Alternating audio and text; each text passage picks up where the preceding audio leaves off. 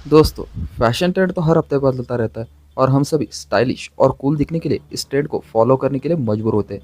हम बड़े बड़े ब्रांड्स के शोरूम में जाते हैं, हजारों लाखों रुपए तक खर्च करते हैं और अफसोस ये है कि आपने इस आउटफिट को सिर्फ 2 से 3 बार पहना है और ये आउटफिट आउट ऑफ फैशन हो जाता है।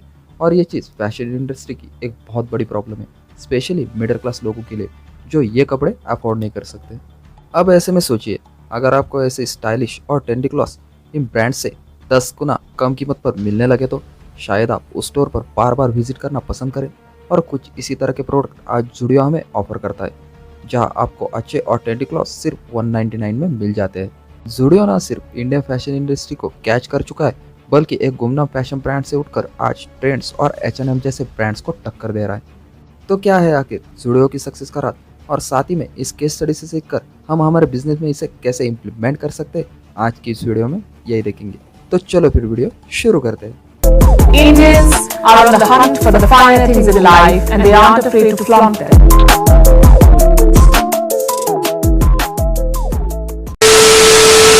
देखा जाए तो जुडियो की सबसे अनोखी बात यह है कि चाहे आप वहाँ से टी शर्ट ले रहे हो या जैकेट या फिर शूज़, या आपको 999 के अंदर ही मिलेगा।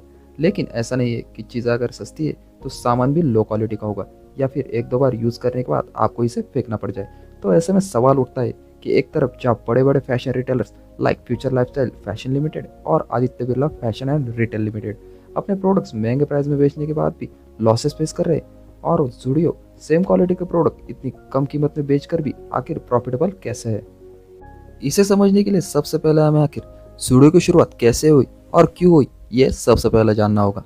दोस्तों, इंडिया में फैशन रिटेल मार्केट काफ़ी ज़्यादा बूम हो रहा है, जहाँ कंपनीज का मेन टारगेट है टीयर 1 सिटीज़ में रहने वाले लोग।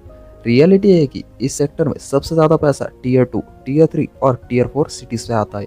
डेटा देखें तो इन सिटीज़ के कस्टमर टीयर 1 के मुकाबले ऑनलाइन शॉपिंग पर 70% से ज़्यादा स्पेंड करते हैं। इसी चीज़ को समझकर ट्रेंड लिमिटेड ने 2016 में जुडियो की शुरुआत की।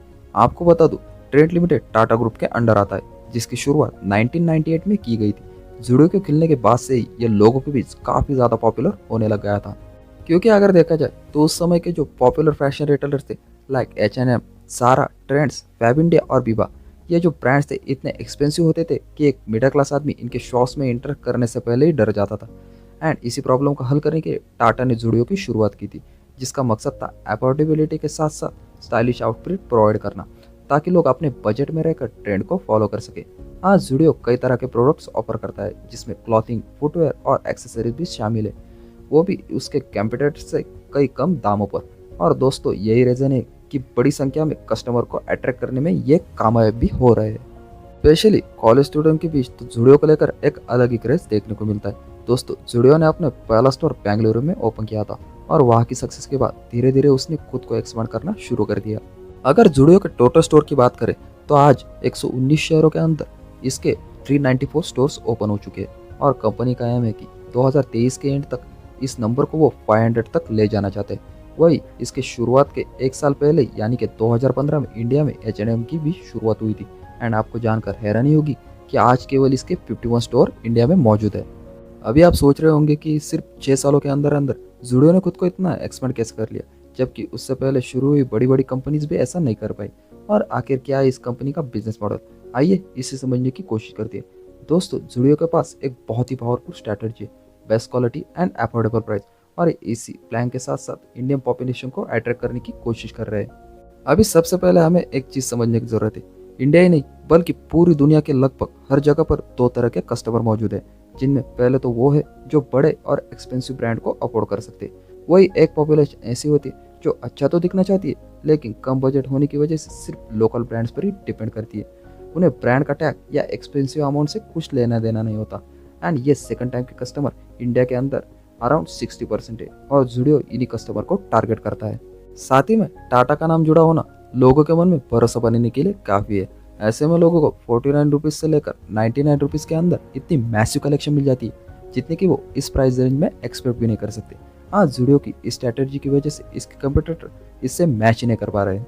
तो चलो फिर एक एग्जांपल से इसे समझने की कोशिश करते हैं। जो शर्ट हम H&M से 2000 रुपये में खरीदते, जुडियो के अंदर आप लगभग वैसा ही शर्ट 399 रुपीज़ में खरीद सकते हैं। वही जुडियो की सिस्टर कंपनी वेबसाइट से इसको कंपेयर करें तो इसके प्राइस में आपको 3x का फ़र्क नज़र आएगा। वही मैक्स फैशन स्टोर में भी जनरली 3 to 4x का फ़र्क नज़र आएगा। अब आपने नोटिस किया ही होगा कि वेस्ट साइड ज़ुडियो की सिस्टर कंपनी है, इसके बावजूद दोनों के प्राइस में इतना डिफरेंस क्यों है? तो दोस्तों, इसकी वजह यही है कि टारगेटिंग कस्टमर। वेस्ट साइड के टारगेटिंग कस्टमर है middle to high end customers, वही ज़ुडियो का ब्रांड न्यू फैशन स्टोर पर ज़्यादा फोकस है। इनके सेकंड स्ट्रैटेजी की अगर हम बात करें तो वो इनका लो डिज़ाइनिंग कॉस्ट। जब आप किसी भी स्टोर पे कोई आउटफिट लेने जाते हो तो उस ड्रेस को डिज़ाइन करने के लिए कंपनी ने डिज़ाइनर को लाखों रुपए पे किए होते और इन सब के दाम कपड़े में ऐड करके आपसे ही वसूले जाते। लेकिन ज़ुडियो के अंदर डिज़ाइनिंग कॉस्ट लगभग ना के बराबर है। रीज़न यही है कि वो एक्सक्लूसिव कपड़े बनाना ही नहीं चाहता, वो मार्केट में मौजूद पॉपुलर डिज़ाइन को कॉपी करता है और इसीलिए ज़ुडियो एक फास्ट फैशन ब्रांड के तौर पर काम करता है। और देखा जाए तो आज के वक्त में ऐसी ही चीज़ें यंग जनर्स को बहुत ज़्यादा अट्रैक्ट करती है। यंग जनर्स को बेसिक से डिज़ाइन और कंफर्टेबल क्लॉथ ही पसंद होते हैं और इस ब्रांड के पास ऐसे आउटफिट्स का भंडार लगा है जिसमें लगभग हर साइज और मल्टीपल कलर्स के ऑप्शन मौजूद है। एंड इसी रीज़न की वजह से इस ग्रुप में ज़ुडियो ने अपनी पॉपुलैरिटी गेन कर ली है। बात करें अगर इनके थर्ड स्ट्रेटेजी की तो वो इनका पावर ऑफ मैसिव वॉल्यूम। दोस्तों, ज़ुडियो के लो प्राइस के पीछे एक रीज़न ये भी है कि ज़ुडियो बल्क में प्रोडक्ट को मैन्युफैक्चर करता है, जिससे पर यूनिट मैन्युफैक्चरिंग कॉस्ट बहुत ही ज़्यादा कम हो जाता है।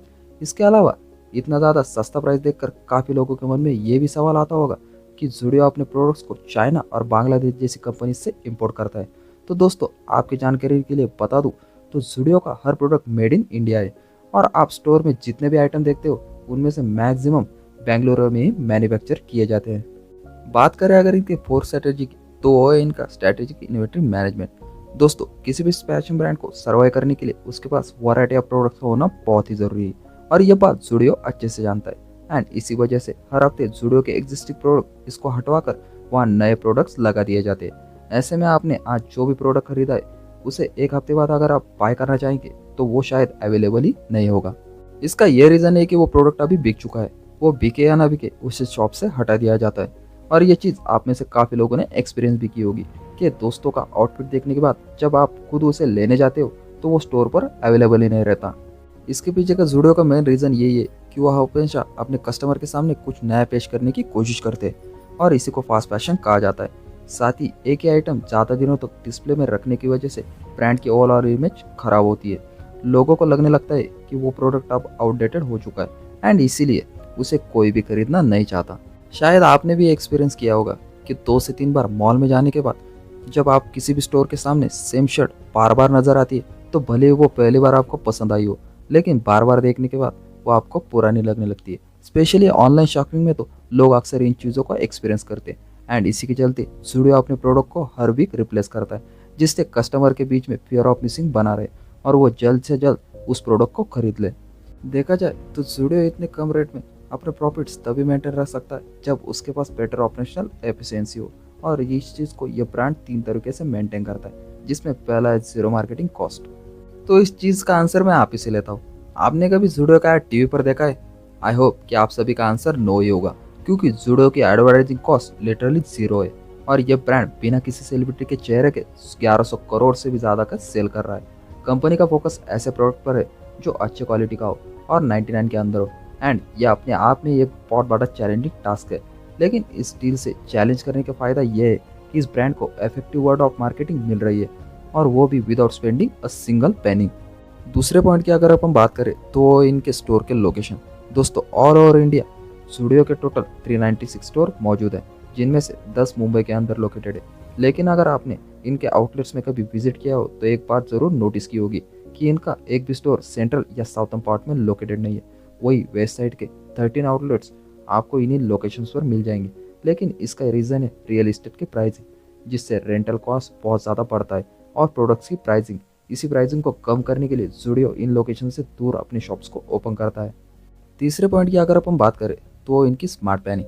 दोस्तों, H&M, सारा एंड वेस्ट साइड जैसे कई ब्रांड्स ऑफलाइन के साथ साथ अपना ऑनलाइन प्रेजेंस भी काफ़ी ज़्यादा स्ट्रॉन्ग बना रखे हैं।